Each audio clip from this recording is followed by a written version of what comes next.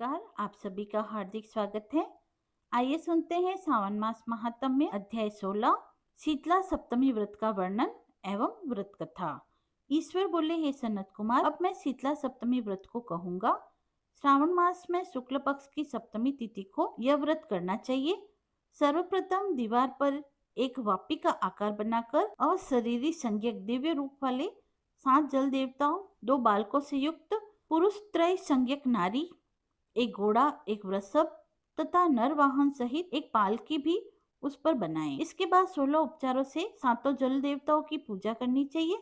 इस व्रत के साधन में ककड़ी और दधियोदन का नैवेद्य अर्पित करना चाहिए। तत्पश्चात नैवेद्य के पदार्थों में से ब्राह्मणों को वायन देना चाहिए। इस प्रकार 7 वर्ष तक इस व्रत को करने के अनंतर उद्यापन करना चाहिए। इस व्रत में प्रत्येक वर्ष 7 सुहासिनों को भोजन कराना चाहिए। जल देवताओं की प्रतिमाएं एक स्वर्ण पात्र में रखकर बालकों के सहित एक दिन पहले साय काल में भक्ति पूर्वक उनकी पूजा करनी चाहिए। प्रातः काल पहले ग्रह होम करके देवताओं के निमित्त चरु से होम करना चाहिए। जिसने पहले इस व्रत को किया और उसे जो फल प्राप्त हुआ, अब वह सुनो। सौराष्ट्र देश में सोबन नामक एक नगर था। उसमें सभी धर्मों के प्रति निष्ठा रखने वाला एक धनिक साहूकार रहता था। उसने जल रहित एक निर्जन वन में अत्यधिक धन व्यय करके शुभ तथा मनोहर सीढ़ियों से युक्त पशुओं को जल पीने हेतु सरलता से चढ़ने उतरने योग्य दृढ़ पत्थरों से बंधी हुई तथा दीर्घ काल तक स्थिर रहने वाली एक बावली खुदवाई। उसने उसके बाहर चारों ओर थके राहगीरों के विश्राम के लिए अनेक प्रकार के वृक्षों से शोभायमान एक बगीचा भी लगवाया, किंतु वह बावली सूखी रह गई और वहां एक बूंद भी जल नहीं प्राप्त हुआ। मेरा प्रयास व्यर्थ हो गया और मैंने व्यर्थ में अपना धन व्यय किया। इस चिंता में पड़ा हुआ वह धनद नामक धनिक वहीं पर रात में सो गया।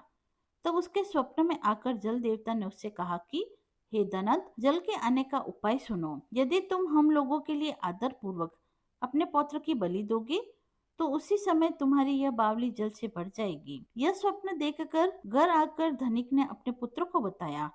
द्रविड़ नामक उसका वह पुत्र भी धर्मपरायण था। वह कहने लगा, सुनिए, आप मुझ जैसे पुत्र के पिता हैं। यह धर्म का कार्य है, इसमें आपको विचार नहीं करना चाहिए। यह धर्म ही स्थिर रहने वाला है।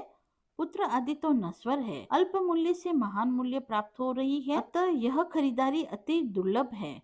इसमें लाभ ही लाभ है। सितांशु और चंडांशु ये दोनों मेरे पुत्र हैं। इनमें से सितांशु नामक यह जो ज्येष्ठ पुत्र है, उसकी बलि बिना कुछ विचार किए आप प्रदान करें।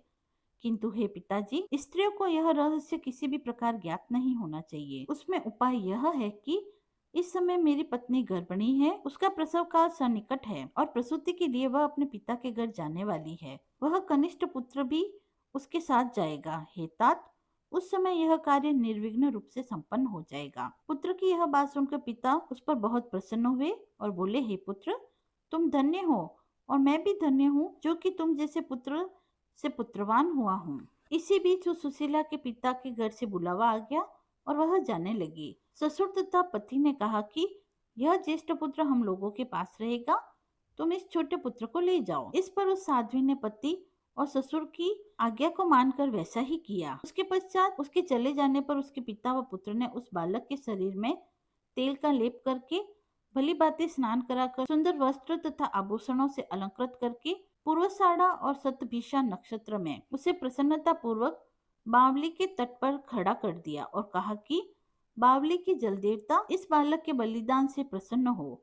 उसी समय वह बावली अमृत तुल्य जल से परिपूर्ण हो गई। वे दोनों पिता पुत्र हर्ष शोक से युक्त होकर घर चले गए। उस सुशीला ने अपने पिता के घर में तीसरा पुत्र उत्पन्न किया और 3 महीने के बाद अपने घर जाने के लिए निकल पड़ी। मार्ग में आते समय वह बावली के पास पहुंची और उस बावली को जल से भरा हुआ देखा। वह बड़े आश्चर्य में पड़ गई। उसने उसमें स्नान किया और कहने लगी कि मेरे ससुर का परिश्रम और धन का व्यय सफल हुआ। उस दिन श्रावण के शुक्ल पक्ष की सप्तमी तिथि थी और सुशीला का सप्तमी नामक शुभ व्रत था। उसने वहीं पर भात पकाया और दही ले आई। इसके बाद जल देवता को विधि पूर्वक पूजन करके दही, भात तथा ककड़ी नामक फल का नैवेद्य अर्पण किया और फिर ब्राह्मणों को वायन देकर साथ के लोगों के साथ मिलकर उसी नैवेद्य का भोजन किया। वहां से उसका ग्राम 1 योजन दूरी पर था। तदंतर वह सुंदर पालकी पर आरूढ़ होकर दोनों पुत्रों के साथ वहां से चल पड़ी। तब वे जल देवता परस्पर कहने लगी कि हमें इसका पुत्र जीवित करके प्रदान करना चाहिए, क्योंकि इसने हमारा व्रत किया है और यह उत्तम बुद्धि रखने वाली है। इस व्रत के प्रभाव से इसे नूतन पुत्र देना चाहिए। पहले उत्पन्न हुए इसके पुत्र को यदि हम लोग ग्रहण किए रह गए, तब हमारी प्रसन्नता का फल ही क्या। आपस में ऐसा कहकर उन दयालु जल देवताओं ने बावली में से उसके पुत्र को बाहर निकालकर माता को दिखाया और उन्हें विदा किया। तब वह शिशु माता ऐसा कहकर पुकारता हुआ अपनी माता के पीछे दौड़ने लगा। अपने पुत्र का शब्द सुनकर उसने पीछे मुड़कर देखा। वहां अपने पुत्र को देखकर वह मन ही मन बहुत चकित हुई। उसे अपनी गोद में लेकर उसने उसके मस्तक को सूंघा, किंतु यह डर जाएगा, इस विचार से उसने पुत्र से कुछ भी नहीं पूछा। वह अपने मन में सोचने लगी कि यदि इसे चोर उठा कर ले गए थे तो यह आभूषणों से युक्त कैसे है, और यदि पिशाच ने इसे पकड़ लिया था तो पुनः छोड़ा क्यों। इसके घर के संबंधी जन तो चिंता के समुद्र में निमग्न हो गए। इस प्रकार सोचती हुई वह नगर के द्वार पर आ गई। तब लोग कहने लगे कि सुशीला आई है। यह सुनकर पिता पुत्र अत्यंत चिंतित हुए और वह न जाने क्या कहेगी और पुत्र के विषय में हम लोग क्या बताएंगे, इस बात की चिंता करने लगे। इसी बीच वह तीनों पुत्रों के साथ आ गई।